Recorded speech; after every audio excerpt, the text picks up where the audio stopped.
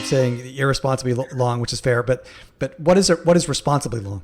What does that look like in the context of a broader sort of asset allocation? It depends what your age is and depends what you do. If you're an institution, we actually commissioned an entire paper about it. And basically they looked at something like a 5% allocation is pretty decent. What happens is it's a very volatile asset, but bizarrely, when you put it in a portfolio effects actually lower the volatility of the overall portfolio. The skewness of Bitcoin and its distribution of returns make it highly attractive and highly accretive to a portfolio. And if you're only putting down, if you're putting 5% in and Bitcoin goes through its cycle, like commodities do, where it falls 50, 60%, you lose 3% of your portfolio over 18 months. That is no great shakes.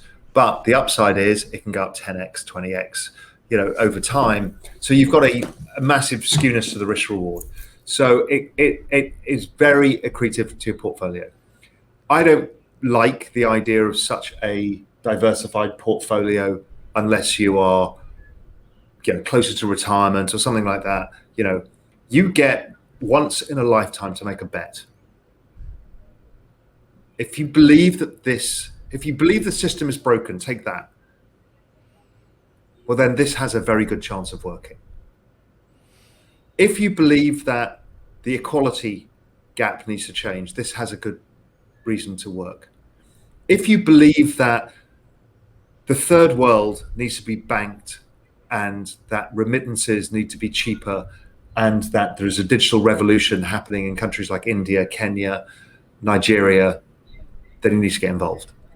So I don't see a world where this is not going to pay off over time.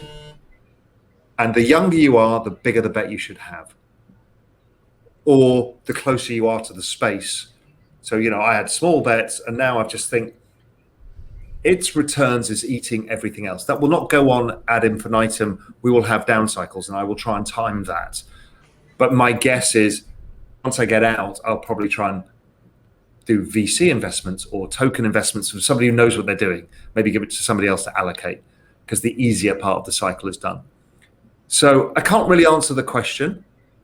Kind of anybody's stupid not to have 10% of their liquidity, not their, because everyone uses net worth. It's like, most people have a house and stuff like that. It's not liquidity. We live there. It's actually not, it's not even, it's a different thing. So the money that you would invest in your portfolio, I think even if you're pretty conservative, 10%, because then you can call me up in 2 years' time and say, Raoul, you lost me 5%.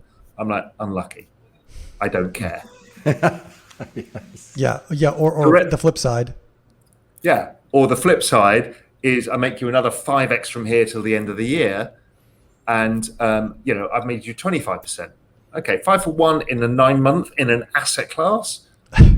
And but I still think it goes to 1 million by the time we get to 2025. So the returns are astronomical.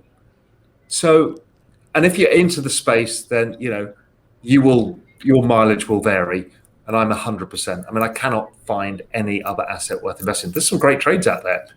Carbon, European carbon is a great trade. I think you could probably buy the dollar. There's a bunch of stuff, but I don't care. I find it really hard to care about anything else. Because I've never seen anything this big in my life.